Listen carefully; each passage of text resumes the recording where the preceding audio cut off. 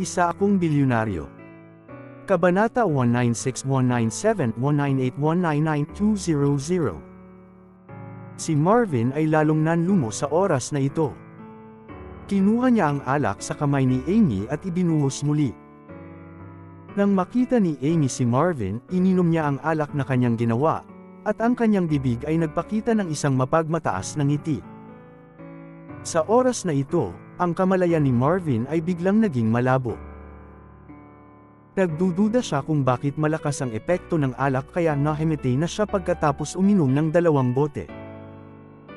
Bago mawalan ng malay, kakaibang ngiti lang ang nakita ni Marvin sa mukha ni Amy. Sa oras na ito, nakita ni Amy na nahimatay si Marvin at napakasaya niya. Agad niyang tinawag ang mga tao sa labas. Karen, halika dito dali, tapos na. Pumasok ka kaagad at tulungan akong ilipat si Master Marvin sa kwarto sa itaas. Sa pagkakataong ito, nakahanap si Amy ng isang bar at hotel na pinagsama sa isang pribadong silid, sa itaas ay ang silid. Ang pinainom niya kay Marvin ay gamot lang. Sa pagkakataong ito, plano niyang magluto ng mature na pagkain kasama ang hilaw na kanin ni Marvin. Magiging boyfriend niya si Marvin, at Joanna ay matutulog sa ibang mga lalaki. Ang dalawang sitwasyong ito ay magkakapatong sa isa't isa. Kahit na alam ni Marvin na maaaring may hindi pagkakaunawaan tungkol sa pangyayaring ito, hindi na siya makakasama muli ni Joanna. Sa pag-iisip nito, labis na ipinagmamalaki ni Amy. Hoy hey, ikaw Joanna, binabantayan mo ang napakalaking mayamang ikalawang henerasyon, pero nagkukunwari kang wagas. Hindi ka pa nakikitulog kay Marvin hanggang ngayon. Huli na yata para magsisi ka. Pero magaling din. Dahil dito, may pagkakataon ako. Kung mahigos si Marvin at Joanna, kahit nagawin niya ang ganito, mahirap silang paghiwalayin. Hindi nagtagal, pumasok si Karen na may pagmamalaki, at pagkatapos ay inayos nila si Marvin at umakyat sa itaas. Sa oras na ito, inilipat nina Amy at Karen si Marvin sa silid sa itaas at direktang inilagay si Marvin sa kama. Nang makita ni Amy si Marvin na nakahiga sa kama, mas naging proud siya. Pumunta siya sa banyo ng hotel at gustong magbihis. Pagkatapos ng lahat, ito ay isang mahalagang sandali upang baguhin ang kanyang buhay. Direktang nagbago si Amy sa isang napakakaakit-akit na damit na panloob, at nagspray pa ng pabango sa kanyang katawan. Ngunit paglabas niya ng banyo, nakita niyang nandito pa rin si Karen. Bigla, si Amy ay napuno ng kawalang kasiyahan sa kanyang puso at sinabi kay Karen, "Bakit hindi ka pa umaalis?" Nakangiting sabi ni Karen, "Pinsan, sa pagkakataong ito marami kang problema. Kung maabutin mo si Marvin, isang hakbang na sa langit. Kung buntis ka, mas malala pa. Naging batang lola ka ng nangungunang pamilya." Nang marinig ito, sinabi ni Amy ng may pagmamalaki, "Of course, ano ang sasabihin mo?" Sa pagsasalita tungkol sa linggong ito, nakabantay si Amy at sinabi kay Karen, "Marami kang naitulong sa akin sa pagkakataong ito. Hindi ko makakalimutan ang mga pakinabang mo pagdating ko sa tuktok. Sige, lumabas ka na, magsisimula na akong gumawa ng mga bagay-bagay." Sa mga salitang ito, direktang binuksan ni Amy ang TV sa kahon. Sa ingay ng TV, napatawag siya saglit. "Sige pinsan, mauna na ako." Sumang-ayon si Karen, at pagkatapos ay dahan-daang umatras patungo sa pinto. "Hahaha, maglalaro ako buong gabi ngayong gabi." Sa oras na ito, tumili si Amy. Sa kabilang banda, tumingin si Stephen sa babaeng nasa harapan niya at galit na sinabi, "Haha, maglalaro ako buong gabi ngayong gabi." Sa oras na ito, ang buong katawan ni Stephen ay naiwan na may pantalon. Pagtingin kay Joanna nakahiga sa kama, proud na proud siya. Ang gayong magandang babae ay malapit ng year-akan ng kanyang sarili, na ginagawang parang apoy ang puso ni Stephen. Sa oras na ito, si Stephen ay direktang nakahiga sa kama at hinawakan ang mukha ni Joanna gamit ang kanyang kamay. Mas mayabang siya sa kanyang puso, ngunit alam niyang hindi ito panahon ng pagkainip, at ito ay isang mahabang gabi. Ngunit sa oras na ito, biglang nakakita si Stephen ng kwintas na nakasabit sa leeg ni Yumanrong. Nagulat si Stephen nang siya ay nasa estado ng pag-iisip. Ang isang mas malapit na pagtingin ay nagpapakita na ang kwintas na ito ay nagkakahalaga ng milyon-milyon. Biglang natuwa si Stephen. Hindi niya inaasahan na magkakaroon ng ganoong hindi inaasahang ani.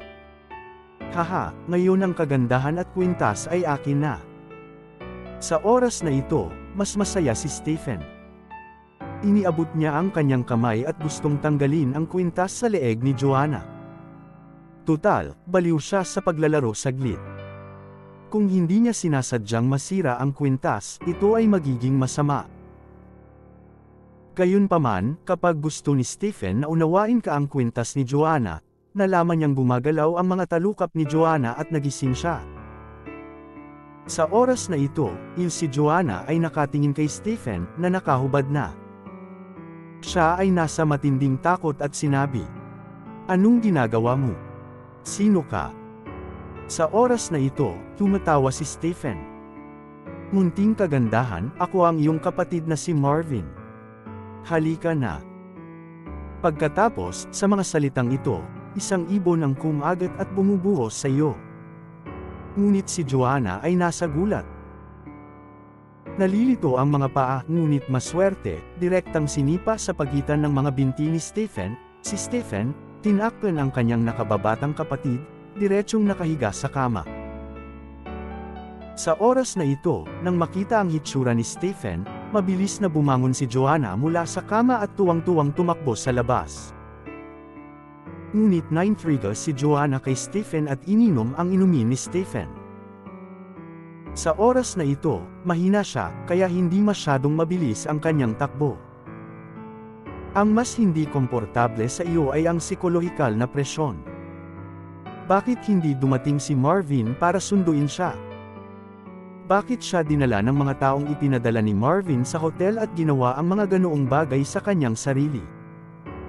Si Marvin ba ang nag-udyok sa lahat ng ito?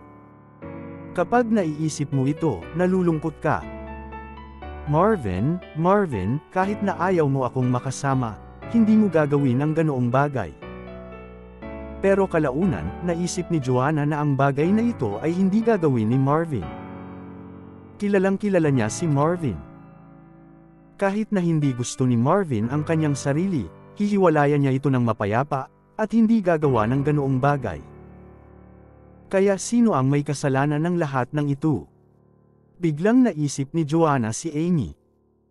Nang isipin niya ang pagiging mabuting pakikitungo ni Amy, agad niyang naunawaan ang lahat. Biglang nag-alala iyong lalaki.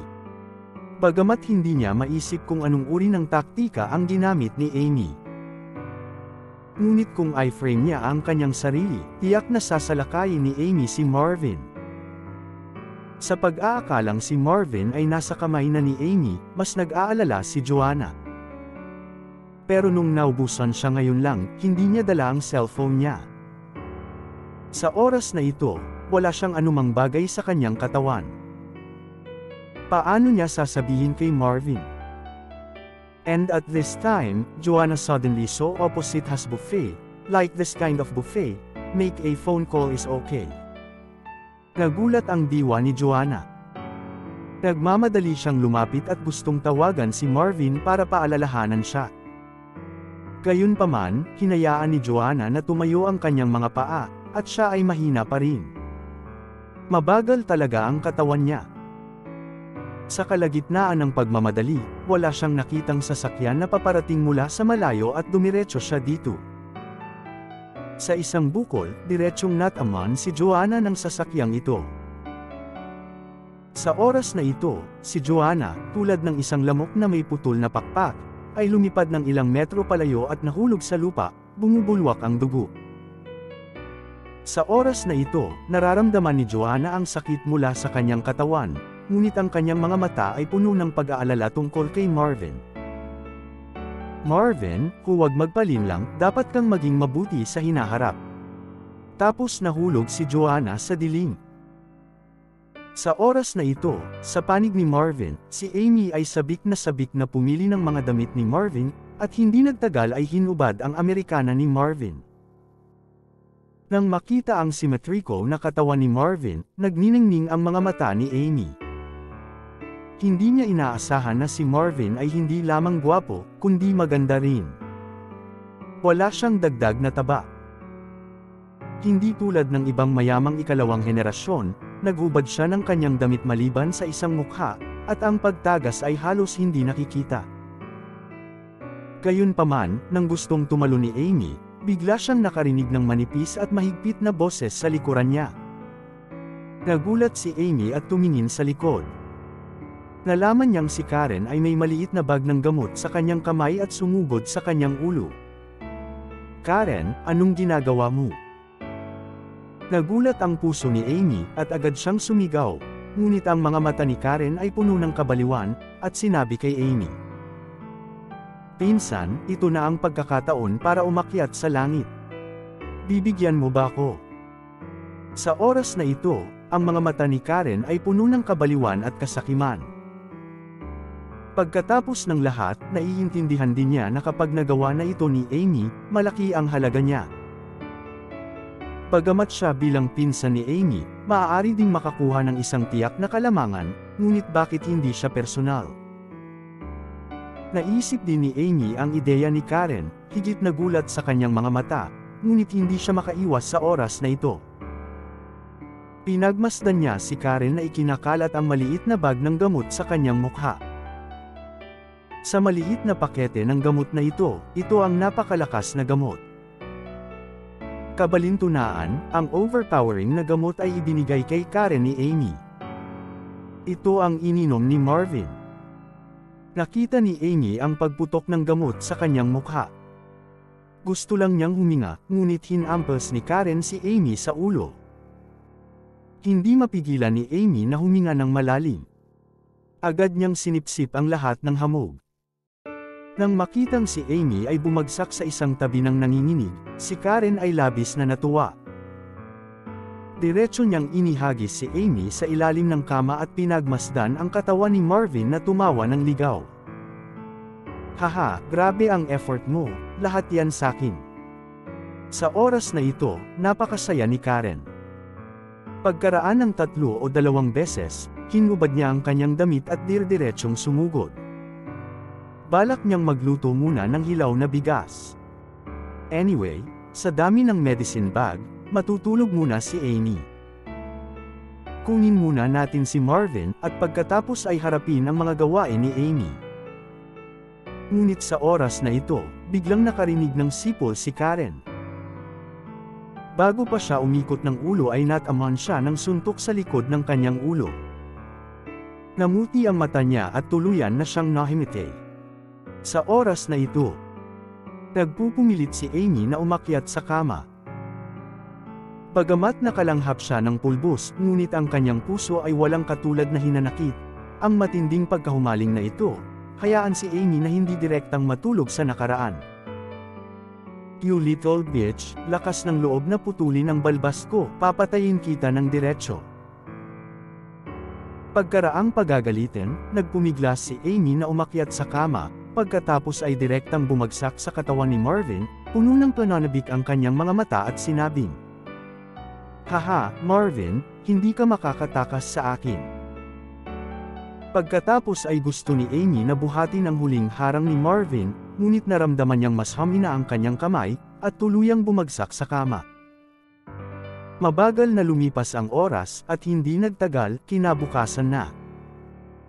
Sa oras na ito, biglang umupo si Marvin na nakahiga sa kama. Parang may napanaginipan siyang napakasama. Kapag napanaginipan niya si Joanna, parang naaksidente siya.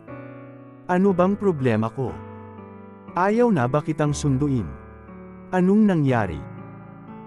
Naramdaman ni Marvin na sisibog na ang kanyang ulo, ngunit nang imulat niya ang kanyang mga mata at tumingin ng mabuti, nagulat siya. Dahil nakita niyang halos maubad na ang damit niya, at may katabi siyang nakaubad na babae.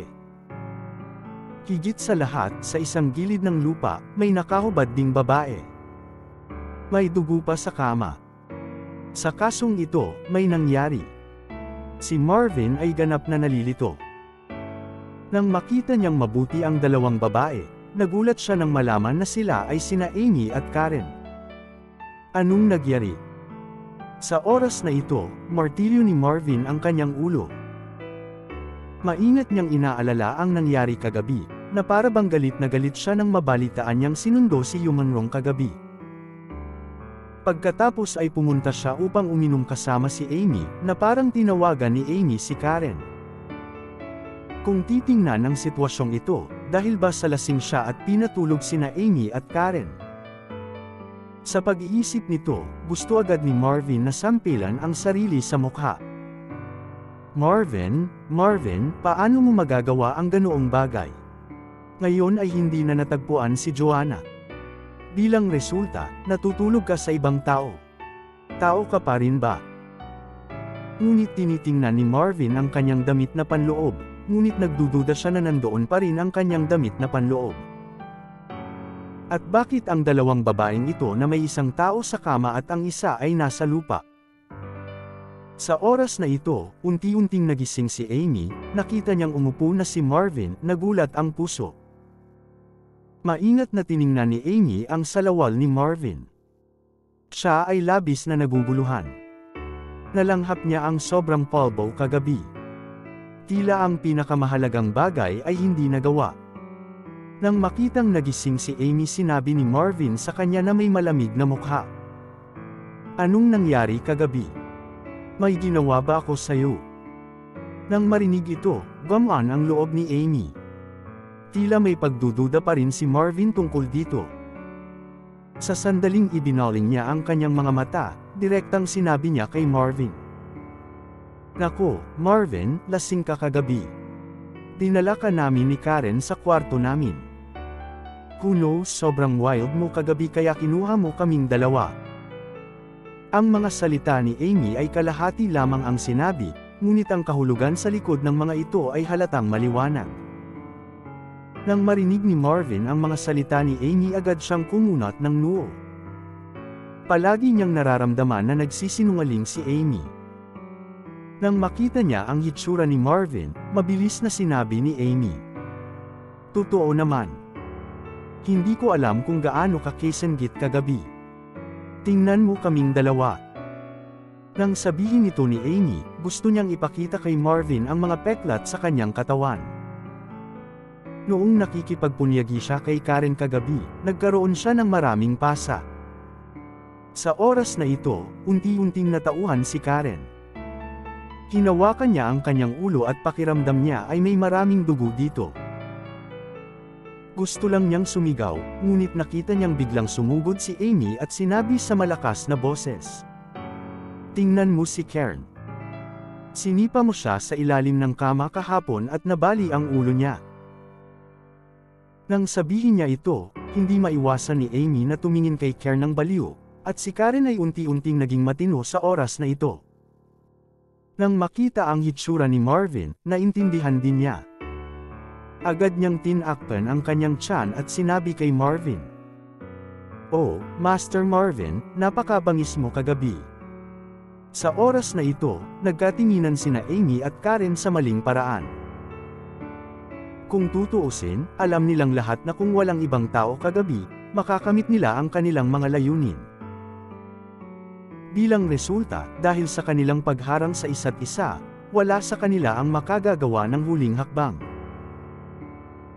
Ngayon ay mas mahalaga na hayaan si Marvin na maniwala na ginawa ni Marvin ang mga bagay na iyon kagabi, kung hindi ay direktang malito nila si Marvin. Kung galit si Marvin, sino ang makakayanan? Kaya kahit patay na galit sila sa isa't isa, ngayon lang sila magtutulungan. Kung tutuusin, sila ay dalawang tipaklong na nakatali sa isang lubod. Tumingin si Marvin sa dalawang lalaking bulo sa oras na ito. Ayaw na niyang pagtuunan pa ng pansin ang anumang bagay. Nagsuot lang siya ng damit at gusto nang lumabas. Halos maintindihan ni Marvin kung ano ang iniisip ng 2 taong ito.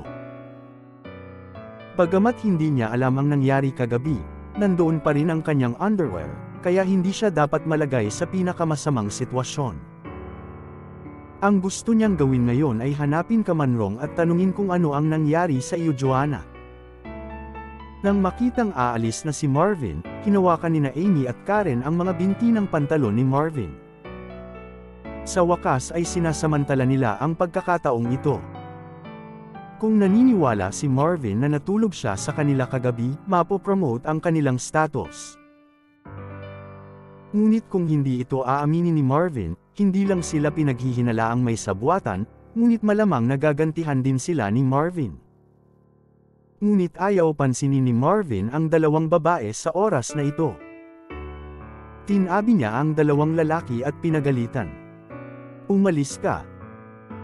Nang makita ang mabangis na anyo ni Marvin, ang 2 babae ay hindi nang ahas na humabol sa isa't isa.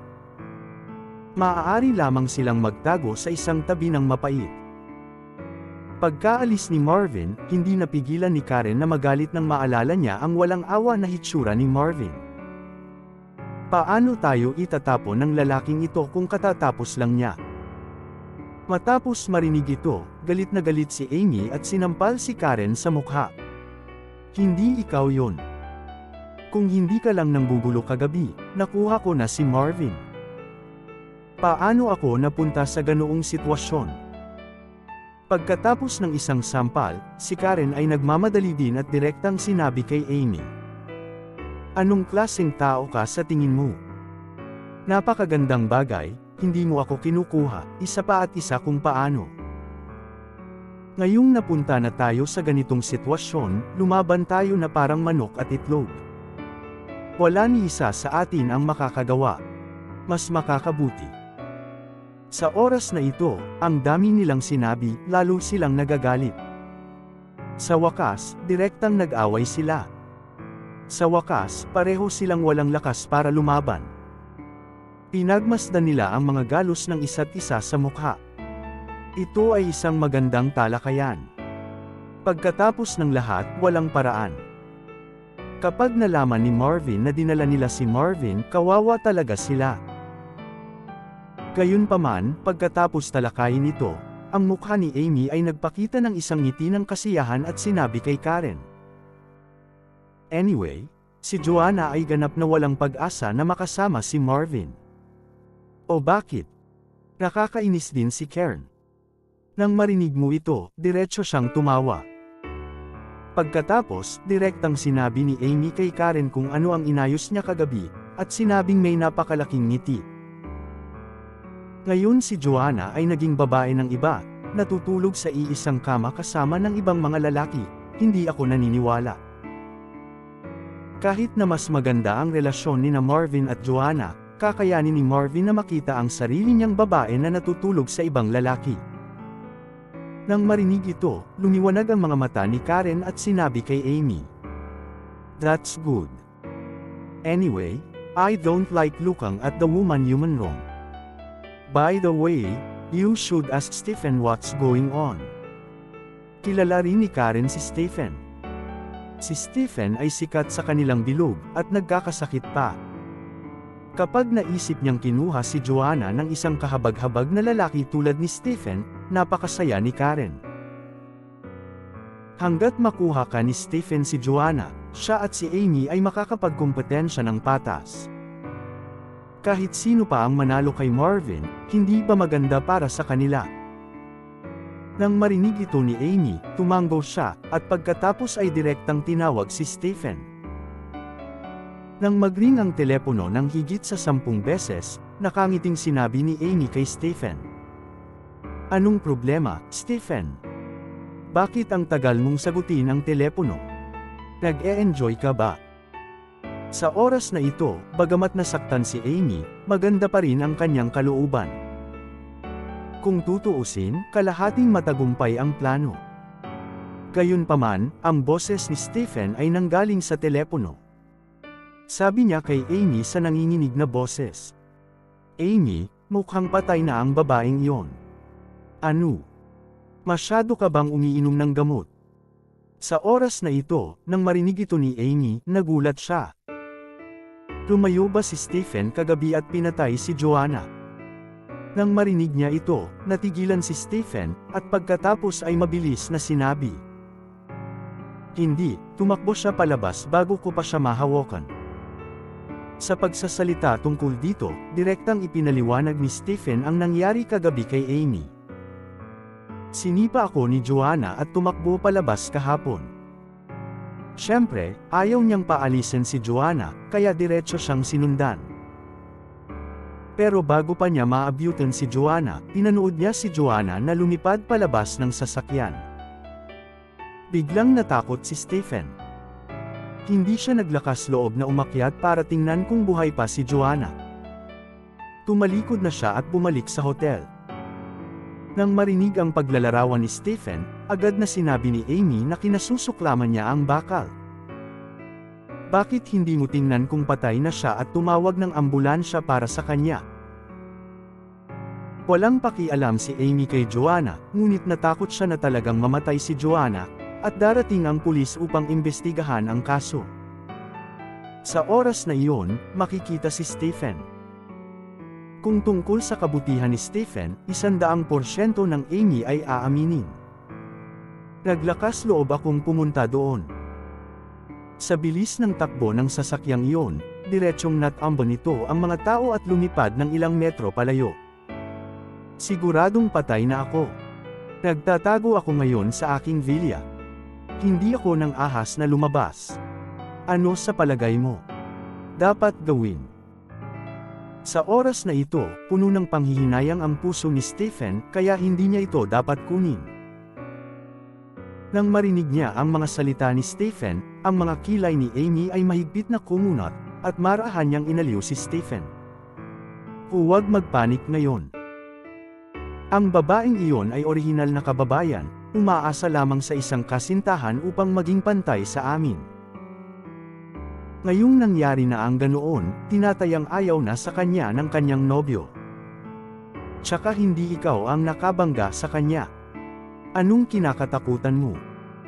At saka, baka may investigasyon sa bagay na ito. Tapos sasabihin mong walang kinalaman sa iyo ang bagay na ito. Huwag mo akong idamay. Naiintindihan mo ba ako? Sa mga salitang ito, lumubog ang mukha ni Amy, halatang nagbabanta kay Stephen. Gayunpaman, naramdaman niyang hindi sapat na sabihin iyon, kaya sinabi niya kay Stephen muli. May kaunting impluwensya ang tatay ko sa Santa Lucia. Maaari kong hayaan ang aking ama na makahanap ng isang relasyon at subukang ayusin ang bagay na ito. Ibig sabihin, si Joanna mismo ang umiinom ng gamot. Dahil dito, siya ay uminom ng sobra at labis na nasasabik, kaya siya nagmamadaling lumabas at nabangga ng sasakyan. Naiintindihan mo ba? Nang marinig ito, hindi napigil ang tumango ni Stephen. Ngayon siya ay naguguluhan at walang ideya. Dahil may nagsabi sa kanya kung paano ito gagawin, natural siyang pumayag sa lahat. Sinabi lang ni Amy kay Stephen na ibaba ang telepono. Pagkatapos ibaba ang telepono, medyo proud si Amy. Hindi niya inaasahan na nasa tabi niya ang langit.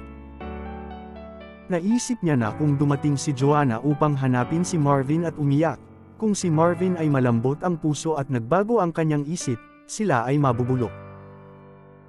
Sinong mag-aakala na si Joanna ay direktang namatay sa isang aksidente sa sasakyan? Hindi siya nag-aalala tungkol sa mga problemang inilantad niya. Sa oras na ito, direktang sinabi ni Amy kay Karen. Well, pareho tayong bulok sa ating mga tiyan. Walang sinuman ang pinapayagang magsalita tungkol dito. Ngayon ang kailangan nating gawin ay subukang tulungan si Stephen na itago ito. Naririnig mo ba ako? Pumunta sa iyong ama at hilingin sa kanya na tulungan ka. Nang marinig ito ni Karen, tumango siya at nagsimulang tumawag sa telepono. Tumawag din si Amy sa kanyang ama. Di nagtagal pagkatapos na konektado ang telepono, sinabi ni Amy sa kanyang ama. Tay, weekend ngayon. May oras ka ba para samahan ako? Hindi masabi ni Amy ang bagay ng direkta. Pagkatapos ng lahat, maaari itong maging malaki o maliit. Kailangan niyang sabihin sa kanyang ama ng harapan. Sa oras na ito, ang boses ni Amy ay nagmula sa kabaligtaran. I'm sorry, iha. Ngayon bigla akong nagkamali. I'm afraid I have a holiday this weekend. I received a notice today. Mukhang naghahanap ng nawawalang babae si Stephen ng isang malaking pamilya. Kaya kailangan kong ibigay lahat ng kamay ko para tulungang mahanap ang babaeng iyon. Nang marinig ito, ang puso ni Amy ay nabigla. Naghahanap ng nawawalang babae. Ikaw ba si Joanna? Ang babaeng hinahanap mo ay hindi Joanna, di ba? Nang marinig ito, agad na nakaramdam ng saya ang mga tao sa paligid niya at sinabi kay Amy. Ano? Alam mo ba ang kinaroroonan ng babaeng pinangalanan Joanna? Sasabihin ko sa iyo, sa pagkakataong ito ay nagpadala si Adrian ng maraming pabuya. Basta't mahanap mo ang babaeng ito, magkakaroon ng 10 milyong dolyar sa isang iglap. Ang 10 milyon ay isang maliit na halaga lamang. Ano pa kung makakausap natin ang mamahaling pamilyang ito, aakyat sa langit ang ating pamilya. Nang marinig ito, mas nagulat si Amy.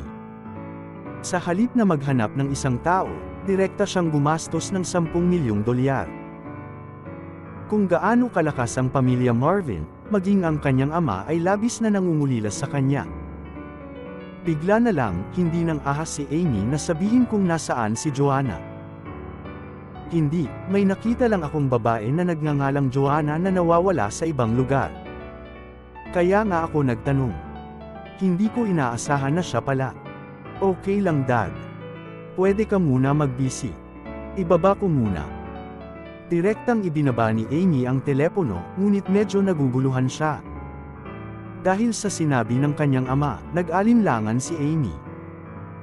Dapat ba siyang magtago sandali, kung sakaling malaman ni Marvin ang katotohanan, ano ang dapat niyang gawin? Ibinaba din ang telepono, 2 tao ang nagkatinginan, na para bang ito ay upang makita ang kaseryosohan ng bagay. Sa oras na ito, sa isang pribadong silid sa Star Garden, si Marvin ay pabalik-balik na balisa. Mula nang umalis siya sa hotel, napagtanto niya na maaaring may mali dito. Naalala niyang nagsisilang siya kahapon at ayaw niyang hanapin si Joanna, na naging dahilan upang hindi makabitaw si Marvin. Kaya sa pagkakataong ito, direktang hinayaan ni Marvin si Adrian na ilunsad ang lahat ng puwersa ni Cruz sa Santa Lucia, para lang mahanap si Joanna.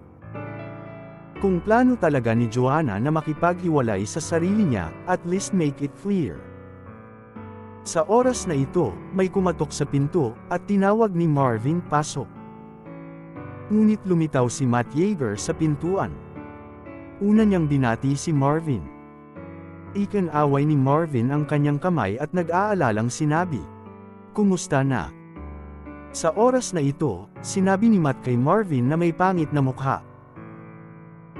Pumunta na kami sa airport para imbestigahan ang surveillance video, at napag-alaman na si Miss Joanna ay hinailangan ng isang pulang BMW. Matapos imbestigahan ang mga driver sa paligid ng airport kahapon, nalaman din namin na ang plate number ng BMW na ito ay *****, at ang pangalan ng may-ari ay Stephen. Nakatira siya sa Villa area ng Moonlight, Washington, at may pinadala kami. Nang marinig ito, sumimangot si Marvin at sinabi kay Matt, "Nakapunta na ba ang lalaking ito sa Donlan?" Narinig ni Marvin na sinabi ni Amy na noong gumanap si Joanna doon, nakilala niya ang isang mayamang pangalawang henerasyon. Si Stephen ba ang mayamang pangalawang henerasyon? At pagdating niya sa airport, sinabi ni Matt, "Hindi, noong nalaman ko ang tungkol sa lalaking ito, naimbestigahan ko na ang kanyang impormasyon. Medyo mayaman lang itong lalaking ito sa ikalawang henerasyon. Hindi pa siya umalis sa Santa Lucia kamakailan." Matapos marinig ito, binasag ni Marvin ang kanyang kamao sa mesa. Alam niyang mali ang sinabi ni Amy, kaya sinabi niya sa mahinang boses. Kailangan ba nating tumawag ng pulis ngayon? Hindi pa kailangan. Sa impluwensya ng aming pamilyang Cruz, mas maginhawa at mas mabilis na gawin ang mga bagay na ito kaysa sa pulis. Sa oras na ito, magalang na sinabi ni Matt na labis siyang nagpapasalamat kay Marvin. Pagkatapos ng lahat, iniligtas siya ni Marvin mula sa Panginoon ng pamilya Cruz. Kung hindi, kailangan niyang pumunta sa ibang lugar para matustusan ang kanyang pagtanda. Sa pagkakataong ito, dahil nangyari sa kanya ang ganoong bagay, dapat niyang gawin ang kanyang makakaya. Huwag mag-alala, young master. Talagang mahahanap natin si Miss Joanna. Nang marinig ito, tumango lang si Marvin at sinabi kay Matt Yeager. Sige, lumabas ka muna. Sa pagkakataong ito, biglang may sumugod na lalaki sa labas ng pinto. Ang lalaking ito ay si Adrian. Tuwang-tuwang sinabi niya kay Marvin. Young master, nakita ng mga tao natin ang bagay na ito sa airport. Baka naiwan ni Miss Joanne. Nang marinig ito ni Marvin, tuwang-tuwa siya. Nagmamadali siyang lumapit at nalaman na may hawak na maliit na notepad si Adrian. Sinabi ni Adrian kay Marvin. Ito ang aming sinusubaybayan. Noong panahong iyon, ang lalaking nagngangalang Stephen ay direktang itinapon ng notepad sa lupa at tinangay ng mga tagalinis ng paliparan. Ang aming mga tao ay gumugol ng maraming pagsisikap upang mahanap ang notepad mula sa tambak ng basura. Nang marinig ito, sinabi ni Marvin kay Adrian, nagsumikap ka. Tama na huwag kang magsumikap para sa young master. Tuwang-tuwang sagot din ni Adrian. To tell you the truth, simula nung tinulungan niya si Marvin, unti-unting tumaas ang posisyon niya. Ngayon ay nakakaupo na siya kapantay ni Matt Yeager. Sa oras na ito, ganap na hindi pinansin ni Marvin ang mantsa sa notepad at direktang binuksan ito. Ngunit nakita sa itaas na isinulat ang mga salitang ito, si Marvin ay lubusang natigilan. Ngayon ang unang araw ng paghihiwalay ko kay Marvin. Namimiss ko talaga siya, pero kailangan ko pa rin ang pagsasanay. Sa mga araw na ito, inalagaan niya ako, minamahal ako, at sinisikap na ilayo ako sa anino ng pagkawala ng aking ina. I'm very sorry. I can't stay at home anymore. I have to come out and do something to change my mood. I can't let him worry about it, pero pagkalabas ko, I found that I miss na siya. Nakita ito ni Marvin at agad na napagtanto na maaaring ito ang tala-arawan na isinulat ni Joanna sa mga araw na ito. Lalo na nang makita si Joanna at isinulat ang mga salitang may totoong damdamin sa kanyang tala-arawan, nanginginig ang puso ni Marvin. Palaging nararamdaman ni Joanna ang kabaitan nito sa kanya.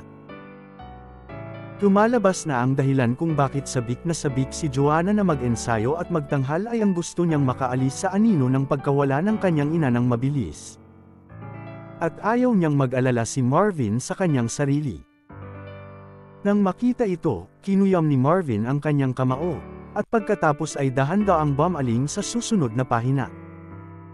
Ngayon ang ikatlong araw ng paghihiwalay ko kay Marvin.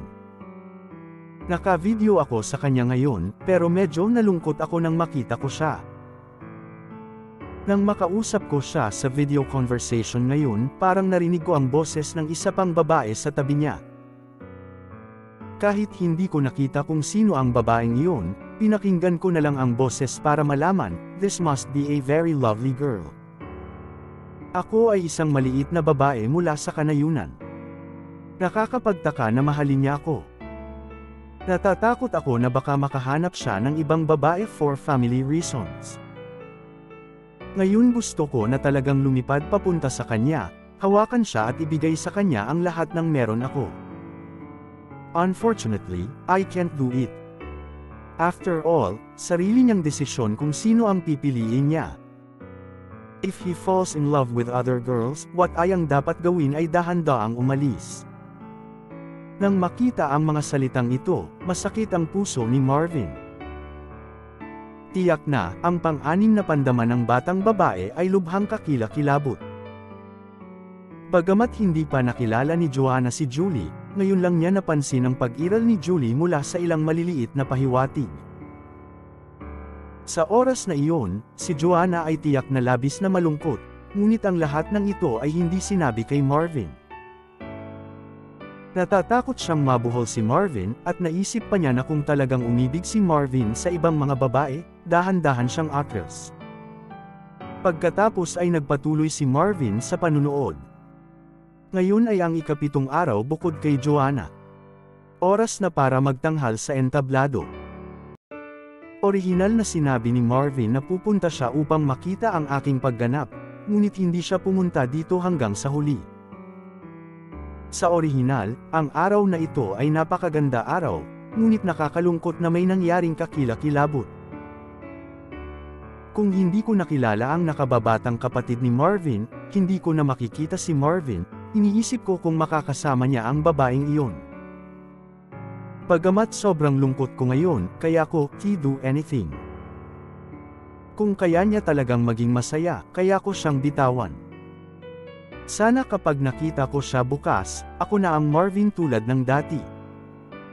Sa oras na ito, mas malungkot ang puso ni Marvin. Halata naman na ito ang diary na sinulat ni Joanna ng gabing iyon. Alam ni Marvin ang nangyari noong gabing iyon mula sa bibig ni Amy. Bagamat iba ang sinabi ni Amy, malinaw na nararamdaman ni Marvin kung gaano kadelikado ang sitwasyon ni Joanna. Ngunit sa oras na iyon, naka-off ang mobile phone ni Marvin, at hindi siya nakatanggap ng tawag mula kay Joanna. Halos mabali ang ngipin ni Marvin. Nagsisisi talaga siya na kailangan niyang gumawa ng napakaraming walang kwentang bagay para pahirapan ang mga importanteng tao. Nanginginig ang mga kamay ni Marvin. Binuklat niya ang huling pahina. Ngayon ang araw para makipagkita kay Marvin. Kanina lang tumawag si Marvin at sinabing magkakaroon siya ng napakahalagang sorpresa, ngunit hindi siya dumating para sunduin ako. Baka gusto niyang maghanda para sa sorpresa. Nagpadala siya ng isang tao para sunduin ako. Bagamat hindi siya mukhang mabuting tao, dahil pinadala siya ni Marvin, mas mabuting sundan ko siya. Sa oras na ito, biglang binasag ni Marvin ang kanyang kamao sa mesa. Ngayon ay naunawaan na niya na ang lahat ng ito ay malamang na isang pagsasabwatan. Isang pakanang laban sa kanya, laban kay Joanna.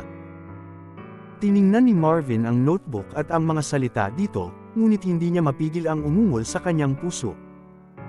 Joanna, hindi mo siya masusundan. Hindi ko siya pinadala. Niloko lang ako ni Amy. Nakakalungkot na kahit gaano pa kagalit si Marvin, nangyari na ang lahat at hindi na mababago.